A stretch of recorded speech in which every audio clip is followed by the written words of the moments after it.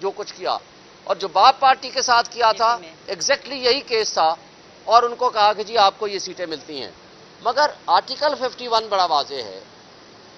اور پھر ہم نے سنی اتحاد کونسل میں آ گئے تو کہتے ہیں کہ نہیں جی ہم آپ کو نہیں دیں گے۔ اب مجھے یہ بتائیں، اب تو سنی اتحاد کونسل بھی الیکشن جیت کے آ گئی ہے، پروونشل اسمبلی میں بھی اور نیشنل اسمبلی میں بھی، اب کیا اعتراض ہے آپ کو؟ لیکن مسئلہ ان کو پی ٹی آئی سے ہے، مسئلہ کسی اور آئین اور قانون سے نہیں ہے۔ مجھے یہ بتائیں کہ یہ سیٹیں کوئی خیرات میں یا تحفے کے طور پر تو الیکشن کمیشن کا اختیار نہیں ہے کسی اور پارٹی کو دے دیں، یعنی جس پارٹی نے اپنا ڈیو شیئر لے لیا، یہ حق ہے خواتین کا، یہ حق ہے ان منورٹیز کا جن کو ملنا چاہیے،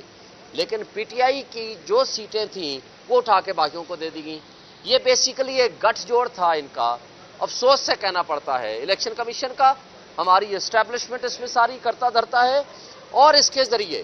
تاکہ ان کو جھوٹ کے طریقے سے ایک اسمبلی بنوا دی جائے اور وہ آئین میں ترمیم کر کے چیف جسٹس کی ایکسٹینشن کر دیں اور ساتھ چیف آف آرمی اسٹاف کی بھی ایکسٹینشن کر دیں۔ یہ ان کے پیچھے سازش ہے، اور اس سازش کو پچھلے کچھ دنوں سے وہ ڈسکس بھی کر رہے ہیں، بلکہ یہ ججز کو لالچ دینے کی کوشش کر رہے ہیں کہ ہم شاید آپ کی عمر بڑھا دیں اگر ہمارے حق میں فیصلہ کر دیں، لیکن جو کچھ ہو رہا ہے یہ نہ آئینی ہے نہ یہ قانونی ہے، لیکن الحمدللہ ہمیں بجا طور پر توقع ہے کہ سپریم کورٹ انشاءاللہ ہمیں انصاف دے گی۔ شکریہ۔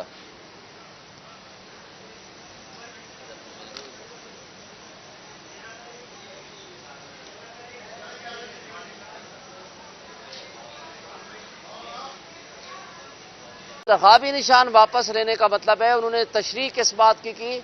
ہماری پارٹی کے آئین کی تشریح کی۔ کیا پاکستان کا آئین بالاتر ہے یا پارٹی کا آئین بالاتر ہے؟ سپریم کورٹ کے چیف جسٹس صاحب کی سربراہی میں بینچ نے پاکستان کے آئین کو پارٹی کے آئین کے تابع کر دیا، پھر بھی ہم نے الیکشن لڑا، پھر بھی ہم 180 سیٹیں جیت گئے، ہمارے پاس انتخابی نشان نہیں تھا،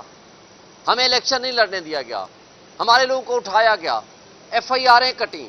بشمول میرے پولنگ ایجنٹس گرفتار کیے گئے، اور ہمارے پولنگ ایجنٹس کو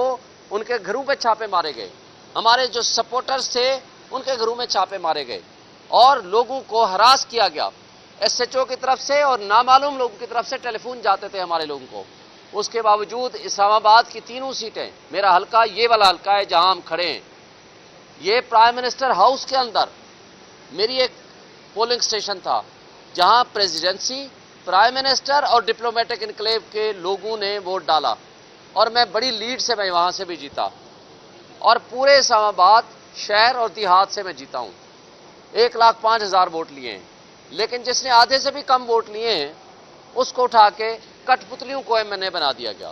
اسی طرح تینوں سیٹیں اسلام آباد، پنجاب، کراچی، وہ سب آپ کے سامنے آ چکا ہے۔ مجھے بتائیں، کہا جاتا ہے کہ جناب پی ٹی آئی نے الیکشن ہی نہیں لڑا۔ بھائی ہم تو الیکشن لڑ کے جیت کے آئے ہیں، اور ہمارے خلاف جتنی سازشیں ہوئی ہیں، نامینیشن فارم چھیننے سے لے کر نامینیشن فارم ریجیکٹ کرنے تک، اور اس کے بعد ہمارے لوگوں کو اغوا کیے جانے سے لے کر ہمارے سپورٹرز اور پولنگ ایجنٹس کو گرفتار اور اغوا کرنے تک کے تمام سلسلوں کے باوجود ہم فارم 45 کے مطابق 180 سیٹیں جیت گئے۔ مگر رات کی تاریکی میں جو کچھ ہوا، یہ چیف الیکشن کمشنر